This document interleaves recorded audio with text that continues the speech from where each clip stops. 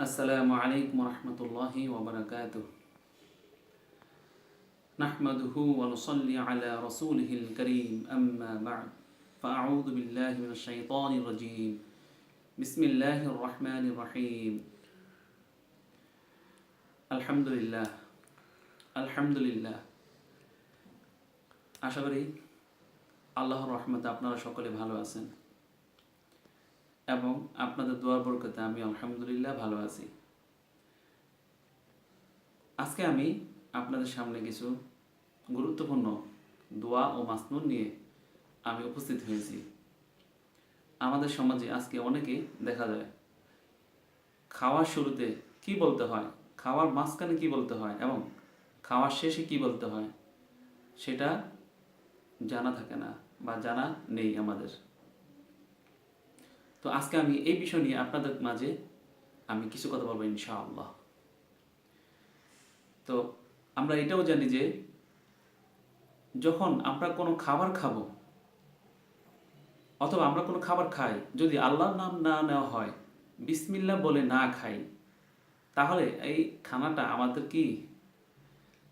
খানাটা আমাদের কতটুকু কল্যাণ বয়ে আনবে।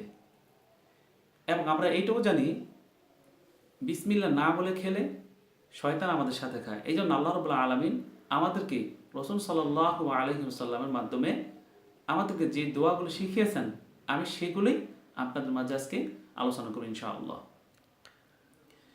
খাওয়ার শুরুতে বলতে হয় বিসমিল্লাহি ওয়া আলা বরকাতিল্লাহ, এবং খাওয়ার মাঝখানে বিসমিল্লাহ যদি কেউ ভুলে যায় তাহলে কি করবে? এক্ষেত্রে অবশ্যই করণীয় আছে।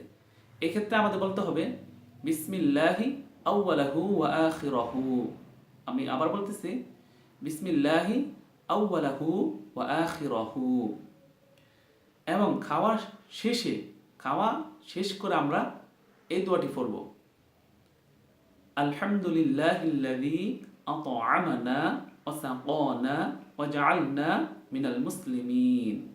আমি আবার বলতেছি আলহামদুলিল্লাহিল্লাযী আত'আমানা ওয়া সাকানা ওয়া জাআলনা মিনাল মুসলিমিন। সম্মানিত উপস্থিতি, আসুন আমরা এই দোয়াগুলো আমল করি এবং এই দোয়ার উপর আমল করে আমরা আমাদের জিন্দেগিটা সাজিয়ে নিই ইসলাম মোতাবেকভাবে আমাদের চলার সেই তৌফিক আল্লাহ পাক রব্বুল আলামিন আমাদেরকে দান করুন। আমিন। ওয়া আখির দাওয়ানা আলহামদুলিল্লাহি রাব্বিল আলামিন। আসসালামু আলাইকুম ওয়া রাহমাতুল্লাহি ওয়া বারাকাতুহু।